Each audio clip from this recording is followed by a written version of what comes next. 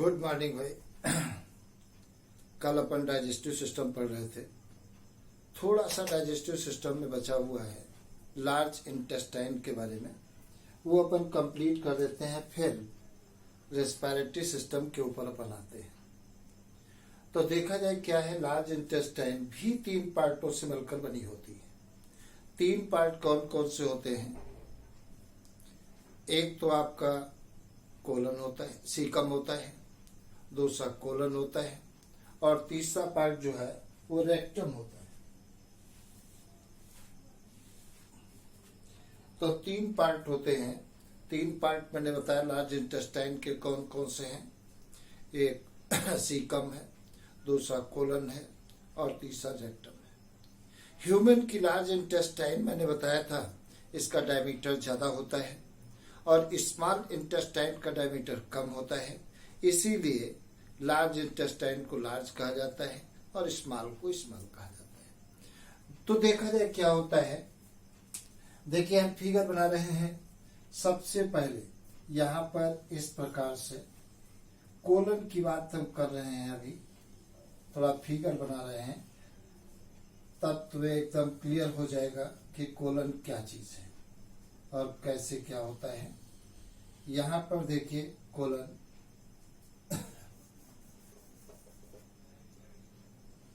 इस प्रकार से ये सोलन पोर्शन और इसके बाद का अंतिम पोर्शन जो होता है इस प्रकार से नली जैसा होता है, ट्यूबुलर ब्लाइंड होता है। उसके बाद में देखा जाए यहाँ पर क्या है, ये भी कोलन का पार्ट है। इस प्रकार से कोलन का पार्ट है और इसमें ये रेक्टम है और रेक्टम के अंतिम सिरे पर क्या होता है, एनस होता है। यहाँ पर देखिए क्या होता है, तुमको मैंने बताया है ये ड्यूडेनम है और ड्यूडेनम के बाद में कौन आता है, जोजनम, और जोजनम के बाद में क्या आता है, इलियम आता है। इलियम का इस प्रकार से ये इलियम मैंने बनाया और इलियम इसके अंदर आकर के इस प्रकार से कॉइल्ड स्ट्रक्चर के रूप में पाई जाती है। मैंने ईसोफेगस में बताया था एलिमेंट्री कैनाल का केवल यही एक पार्ट ऐसा है, ट्यूबुलर है। स्मॉल इंटेस्टाइन जो है वो कॉइल्ड पार्ट है, न कि ट्यूबुलर है। स्मॉल इंटेस्टाइन कैसा है, कॉइल्ड पार्ट है और ईसोफेगस कैसा है, ट्यूबुलर पार्ट। तो ये क्या होता है, ये इलियम था और इलियम का अंतिम सिरा क्या फुला हुआ है, जिसे क्या कहते हैं, सैकुलस रोटेंडस कहते हैं। और सैकुलस रोटेंडस इलियोसिकल वाल्व के द्वारा किसमें ओपन हो रहा है, सीकम में ओपन हो रहा है। तो इसे हमने क्या कह दिया, सीकम कह दिया। ये क्या है, सीकम कह दिया। और ये क्या कहलाता है, वार्मीफॉर्म अपेंडिक्स कहलाता है। तो ये वार्मीफॉर्म अपेंडिक्स कहलाता है। वार्मीफॉर्म अपेंडिक्स कहलाता है। और ये वाली जो कोलन की वाल है, इस कोलन की वाल को क्या कहते हैं, एसेंडिंग लिम्ब कहते हैं। इसे क्या कहते हैं, एसेंडिंग लिम्ब कहते हैं। एसेंडिंग लिम्ब कहिए या कोलन कह लो, ज्यादा अच्छा है, ये कोलन कहलाता है। इसको क्या कहते हैं, ट्रांसवर्स कोलन कहते हैं। तो ये है ट्रांसवर्स कोलन कहलाता है, कोलन कहलाता है। और इसको क्या कहते हैं, डिसेंडिंग कोलन कहते हैं। तो ये डिसेंडिंग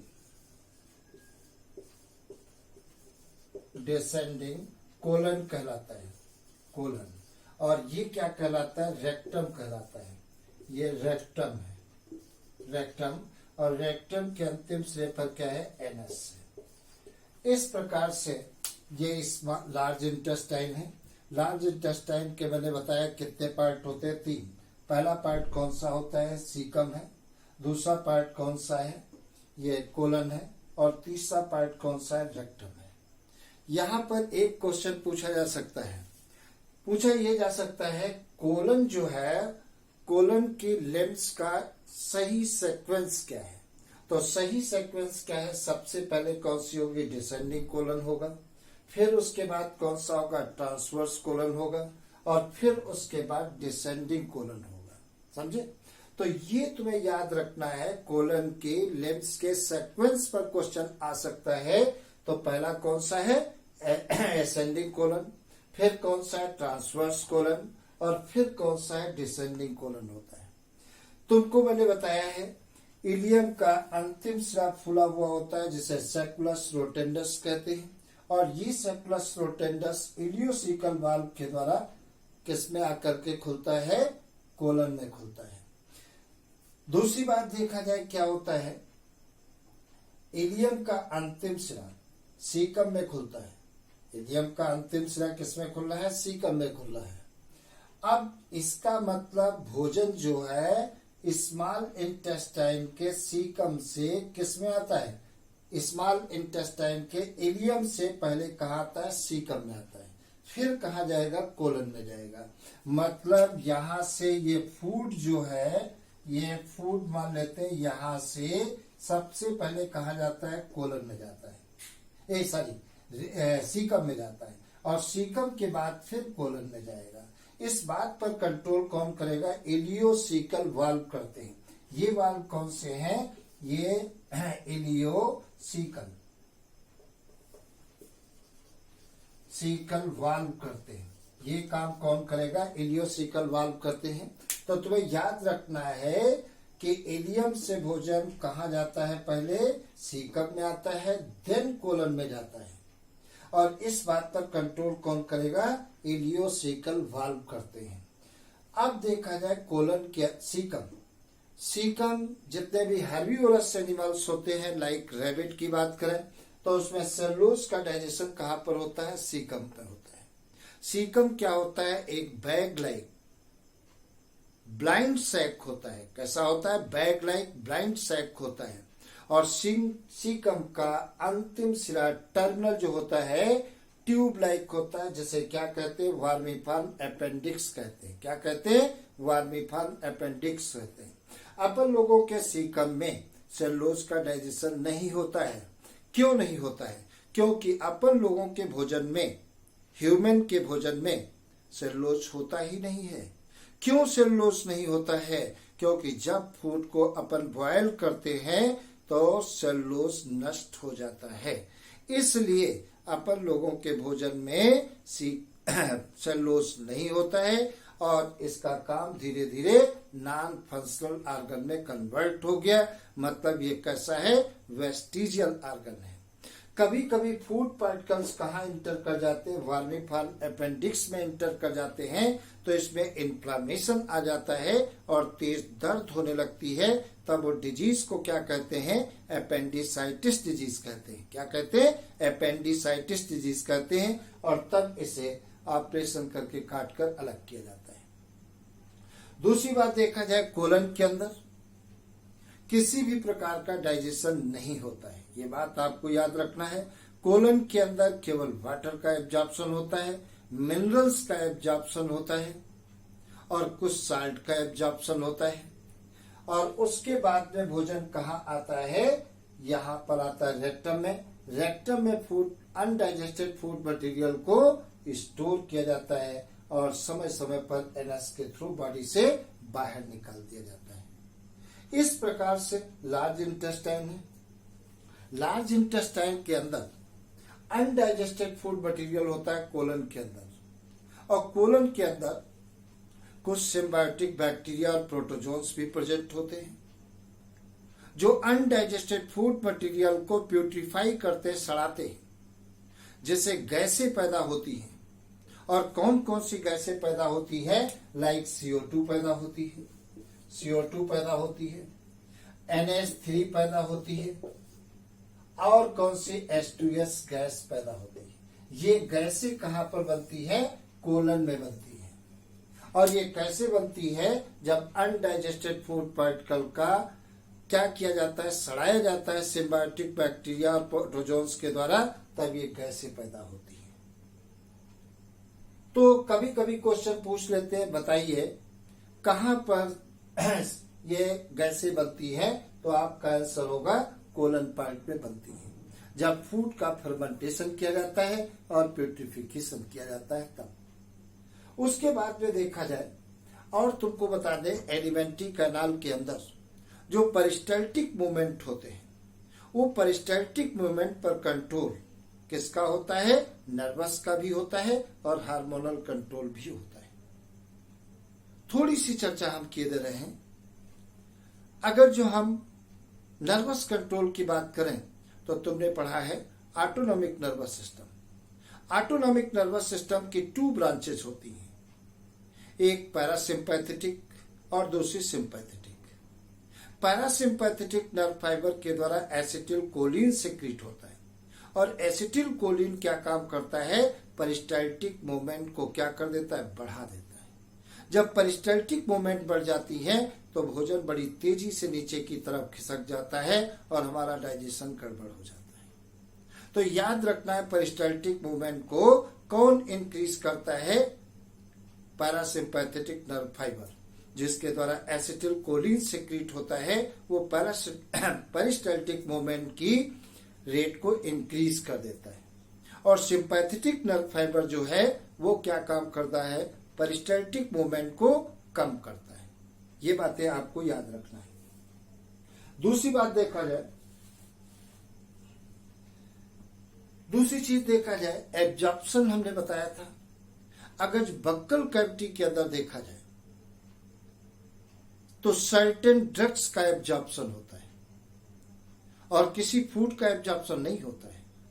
बक्कल कैविटी के अंदर सर्टेन ड्रग्स का एब्जॉर्प्शन होता है। स्टोमक की बात करें तो स्टोमक में वाटर का एब्जॉर्प्शन होता है, सिंपल शुगर का एब्जॉर्प्शन होता है और अल्कोहल का एब्जॉर्प्शन होता है।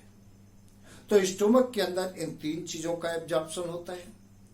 अगर हम स्मॉल इंटेस्टाइन की बात करते हैं, उसमें लगभग carbohydrate, protein, fat, nucleic acid सबका एब्जॉर्प्शन किया जाता है और सबसे ज्यादा एब्जॉर्प्शन स्मॉल इंटेस्टाइन में ही होता है,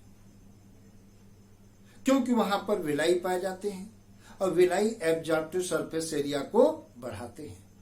कल तुमको मैंने बताया था कि एब्जॉर्प्शन की यूनिट क्या होती है? विलाई होती है। दूसरी बात देखा जाए, हम लार्ज इंटेस्टाइन की बात करते हैं। लार्ज इंटेस्टाइन में केवल वाटर का एब्जॉर्प्शन होता है, मिनरल्स का एब्जॉर्प्शन होता है। अगर वाटर का एब्जॉर्प्शन ज्यादा हो जाता है तो मल कैसा हो जाता है? कड़ा हो जाता है। और अगर वाटर का एब्जॉर्प्शन कम होगा तो मल कैसा हो जाएगा? लूज होगा। तो इतनी बातें थी डाइजेस्टिव सिस्टम में। अच्छा, दूसरी बात एक और बताएं, वोमिटिंग सेंटर का कहां पर पाए जाते हैं? ब्रेन के मेडुला रीजन में पाए जाते हैं। वो वोमिटिंग पर कंट्रोल करते हैं। तो कई बार क्वेश्चन पूछा जाता है वोमिटिंग सेंटर कहां पर पाए जाते हैं, तो आपको याद रखना है ब्रेन के मेडुला में पाए जाते हैं। जैसे इसी साल क्वेश्चन, इस साल नहीं 2019 में, मतलब पिछले साल क्वेश्चन पूछा गया था, बॉडी के टेम्परेचर को रेगुलेट करने के सेंटर कहां पर पाए जाते हैं? तो आपका आंसर था हाइपोथैलेमस। मतलब बॉडी के टेम्परेचर को रेगुलेट करने के सेंटर कहां पर मिलते हैं? हाइपोथैलेमस में मिलते हैं। तो इसी के साथ में डाइजेस्टिव सिस्टम तुम्हारा खत्म है। अब अपन स्टार्ट करते हैं breathing and gaseous, breathing and exchange of gases. Breathing and exchange of gases के बारे में बात कर रहे हैं। नया चैप्टर है।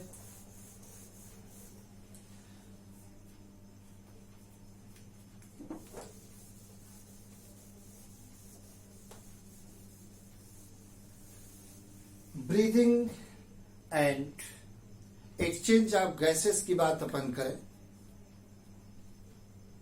तो तुम्हें याद रखना है रेस्पिरेटरी सिस्टम की ओरिजिन इंडोडर्मल होती है। मैंने पहले भी क्वेश्चन बताया है, पहले भी मैंने ये बात कही है कि रेस्पिरेटरी सिस्टम की ओरिजिन कैसी है? इंडोडर्मल होती है। इस पर क्वेश्चन एक जरूर आता है कि इसकी ओरिजिन कैसी है। तो रिस्पायरेटरी सिस्टम की ओरिजिन एंडोडर्मल होती है और रिस्पायरेशन एक कैसी प्रोसेस है, कैटाबोलिक प्रोसेस है। कैसी प्रोसेस है? कैटाबोलिक प्रोसेस है। दूसरी बात देखा जाए रिस्पायरेशन के बारे में, अगर जो अपन देखें तो रिस्पायरेशन बॉडी की जितनी भी लिविंग सेल्स होती हैं, सारी सेल्स में रिस्पायरेशन होता है। All living cells of body are respire. Body के अंदर जितनी भी लिविंग सेल्स होती हैं, सारी की सारी रेस्पिरेशन करती हैं। क्वेश्चन आ सकता है, पूछ सकते हैं कि बॉडी में रेस्पिरेशन कहां पर होता है? तो बहुत सारे बच्चे लगा देंगे लंग में होता है। लंग में रेस्पिरेशन नहीं होता है। क्या आपका सही आंसर है? बॉडी की सभी लिविंग सेल्स में रेस्पिरेशन होता है। हम जब प्लांट रेस्पिरेशन बताएंगे तब तुमको डिटेल और बताएंगे। रेस्पिरेशन में एक्चुअल में 3 फेजेस होती हैं। एक ग्लाइकोलिसिस होती है, दूसरी क्रेब्स साइकिल होती है और तीसरी इलेक्ट्रॉन ट्रांसपोर्ट सिस्टम होता है। अगर मैकेनिज्म आप रेस्पिरेशन देखेंगे तो यह 3 प्रोसेस में कंप्लीट होता है, glycolysis, Krebs cycle and electron transport system. Glycolysis कहां पर होती है? सेल के साइटोप्लाज्म में होती है। क्रेब्स साइकिल कहां पर होती है? माइटोकांड्रिया के मैट्रिक्स में होती है। इलेक्ट्रॉन ट्रांसपोर्ट सिस्टम कहां पर होता है? ऑक्सीसोम के हेड में होता है। ऑक्सीसोम का ही दूसरा नाम क्या है? F1 पार्टिकल कहते हैं, या एलिमेंट्री पार्टिकल कहते हैं, या इनर मेम्ब्रेन सब यूनिट कहते हैं, या फर्नाडीज मोरन पार्टिकल कहते हैं। तो फर्नाडीज मोरन पार्टिकल या F1 पार्टिकल में जो हेड होता है वहां पर इलेक्ट्रॉन ट्रांसपोर्ट सिस्टम होता है। यहां हम केवल एनिमल रेस्पिरेशन में ब्रीदिंग और गैसों के एक्सचेंज के बारे में अपन पढ़ेंगे क्या होता है।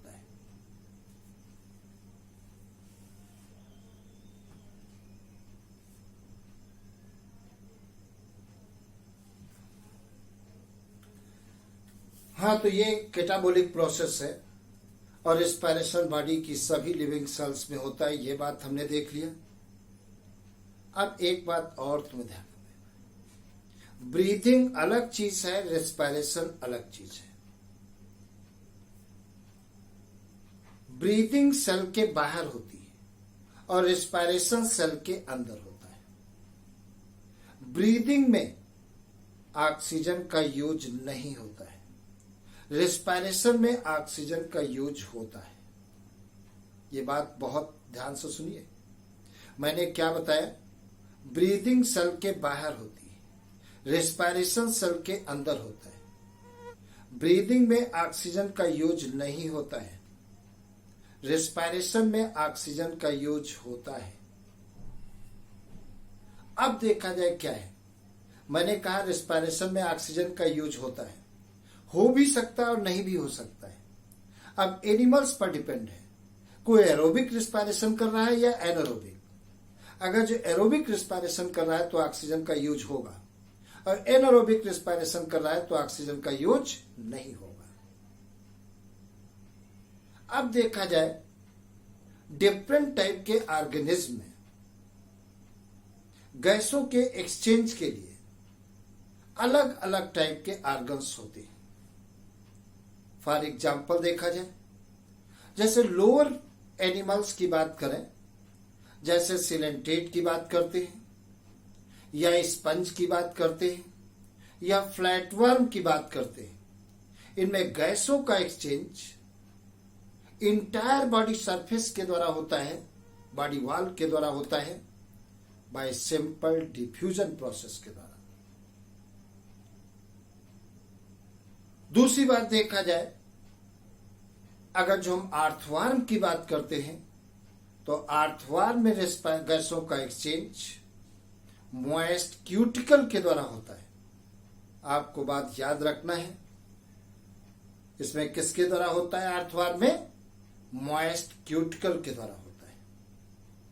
अगर जो हम आर्थ्रोपोड की बात करते हैं तो आर्थ्रोपोड के अंदर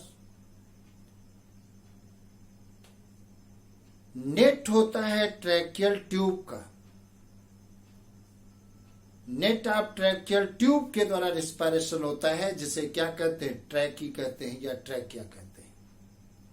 लेकिन अगर जो एक्यूटिक आर्थ्रोपोड्स है उस पे रिस्पायरेशन किसके द्वारा होगा, गिल्स के द्वारा होगा। गैसों का एक्सचेंज गिल्स के द्वारा होगा। जैसे प्राण की बात करें तो प्राण में गिल्स के द्वारा रिस्पायरेशन होता है। उसके बाद अगर जो हम एम्फीबियंस की बात करें, एम्फीबियंस में अगर जो फ्रॉग के टैडपोल लार्वा की बात करते हैं तो उसमें गिल्स के द्वारा रिस्पायरेशन होता है। अगर जो हम फ्रॉग की बात करते हैं तो मॉइस्ट स्किन के द्वारा होता है, या बक्कोफेरेंजियल कैविटी के द्वारा होता है, या लंग्स के द्वारा होता है। यहीं पर एक क्वेश्चन बहुत इंपॉर्टेंट क्वेश्चन ये पूछा जाता है कि जब फ्रॉग हाइबरनेटिंग पीरियड में होता है तब रिस्पायरेशन किसके द्वारा करता है, स्किन के द्वारा करता है। जैसे ठंडी के समय या गर्मी के समय आपको फ्रॉग नहीं दिखाई देते हैं, उस समय ये जमीन के अंदर इंटर कर जाता है और स्किन के द्वारा रिस्पायरेशन करता है। और जब बरसात का सीजन आता है, फेवरेबल कंडीशंस आती हैं, तो जमीन के बाहर आ जाता है। अगर हम बर्ड्स की बात करते हैं या रेप्टाइल्स की बात करते हैं या मैमल्स की बात करते हैं, इनमें रिस्पायरेशन किसके द्वारा होता है, लंग के द्वारा होता है। इनमें रिस्पायरेशन लंग्स के द्वारा होता है। तो डिफरेंट टाइप के ऑर्गेनिज्म में रेस्पिरेटरी ऑर्गन्स अलग अलग टाइप के हैं। ये इस पर डिपेंड करता है उस ऑर्गेनिज्म की हैबिटेट क्या है, स्वभाव कैसा है। अब देखा जाए दूसरी बात देखा जाए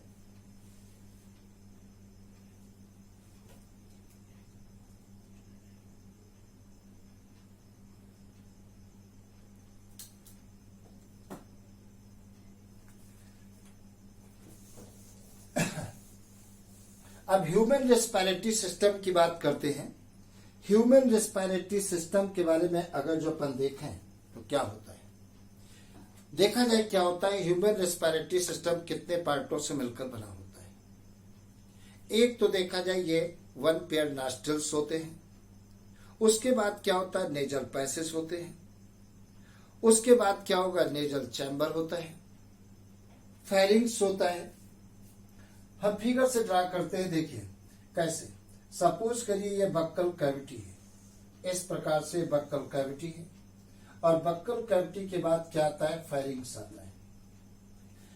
इस बक्कल कैविटी के ऊपर यहाँ पर क्या पाया जाता है, ये नोच पाई जाती है, जो नेजल सेप्टम के द्वारा 2 पार्टों में डिवाइड होती है। इनको क्या कहते हैं, नॉस्ट्रिल्स कहते हैं। ये क्या है, दोनों नॉस्ट्रिल्स हैं। और ये क्या है, नेजल चैम्बर है। तो इसे क्या कहते हैं, नेजल चैम्बर। नेजल चैम्बर कहा जाता है, चैम्बर कहते हैं। और ये क्या कहलाते हैं, नॉस्ट्रिल्स कहलाते हैं। ये नॉस्ट्रिल्स कहलाते हैं। उसके बाद में देखा जाए क्या होता है, ये फेरिंग्स होता है, ये फेरिंग्स होता है। उसके बाद में क्या होता है, यहाँ पर ट्रैकिया होती है, जैसे वेंट पाइप कहते हैं। ये क्या है, ट्रैकिया है, ट्रैकिया। इसके ऊपर क्या पाया जाता है, लैरिंग्स पाया जाता है। क्या मिलता है, लैरिंग्स मिलता है। और उसके बाद में क्या होता है, ब्रोंकाई होते हैं। इस प्रकार से ये ब्रोंकाई होते हैं। तो इसे क्या कहते हैं, ब्रोंकाई कहते हैं, ब्रोंकाई कहलाता है। उसके बाद में क्या होता है, ये फिर डिवाइड हो जाते हैं। ये क्या कहलाते हैं, ये प्राइमरी ब्रोंकाई है, ये सेकेंडरी ब्रोंकाई कहलाते हैं। उसके बाद ये फिर डिवाइड हो जाएंगे, ये क्या कहलाएंगे, टर्सरी ब्रोंकाई कहलाते हैं। और फिर उसके बाद ये डिवाइड हो जाएंगे, इसे क्या कहते हैं, एल्वियोलर डक्ट कहते हैं। ये एल्वियोलर डक्ट कहते हैं, एल्वियोलर डक्ट कहलाती है। और इसके बाद ये डिवाइड होकर के क्या बनाता है, एट्रियम बनाता है। ये एट्रियम ये एट्रियम कहलाता है। और एट्रियम का अंतिम सिरा ये फूला हुआ होता है, जिसे क्या कहते हैं, एल्वियोलाई कहते हैं। ये एल्वियोलाई कहलाता है, एल्वियोलाई कहलाता है। इस प्रकार से ये लंग के अंदर ऑक्सीजन को पहुंचने का रास्ता होता है। ये रेस्पिरेटरी सिस्टम है। कितने पार्ट होते हैं देखो, ये क्या दिया गया है, नॉस्ट्रल्स है, ये नेजल पैसेज है, ये नेजल चैम्बर है, ये फेरिंग्स है, और यहाँ पर ये लैरिंग्स कहलाता है, ये लैरिंग्स कहलाता है। और लैरिंग्स के ऊपर एक पोर पाया जाता है जिसे क्या कहते हैं, ग्लॉटिस कहते हैं, ये ग्लॉटिस कहलाता है। और इसके ऊपर ये ढक्कन पाया जाता है जिसे एपिग्लॉटिस कहते हैं, ये एपिग्लॉटिस कहलाता है, ये एपिग्लॉटिस कहलाता है। इसके बाद में क्या होता है, ट्रेकिया होता है। ट्रेकिया डिवाइड होकर के प्राइमरी ब्रोंकाई बनाता है, ये डिवाइड होकर के सेकेंडरी ब्रोंकाई बनाता है, टर्सी ब्रोंकाई बनाता है। और इसके बाद एक और है बीच में, ये क्या कहलाते हैं, ब्रोंक्यूल्स कहलाते हैं। इस प्रकार से ये ब्रोंक्यूल्स कहलाते हैं, ये ब्रोंक्यूल्स ब्रोंक्यूल्स कहलाते हैं। और ब्रोंक्यूल्स डिवाइड होकर के क्या बनाते हैं, एट्रियम बनाते हैं, ये एल्वियोलर डक्ट। फिर क्या बनता है, एट्रियम। और एट्रियम का अंतिम सिरा स्वलन होता है जिसे क्या कहते हैं, एल्वियोलाई कहते हैं। तो ये पैसेज मैंने बताया है। एट्रियम टर्म किस किस से रिलेटेड है, रेस्पिरेटरी सिस्टम और हार्ट दोनों से संबंधित है। देखा जाए हार्ट में आरिकल को क्या कहते हैं, एट्रियम कहते हैं। यहां पर देखिए रेस्पिरेटरी पैसेज में एट्रियम आ रहा है, तो एट्रियम टर्म रेस्पिरेटरी सिस्टम और हार्ट दोनों से संबंधित है। इसके बाद चर्चा करेंगे अगली क्लास।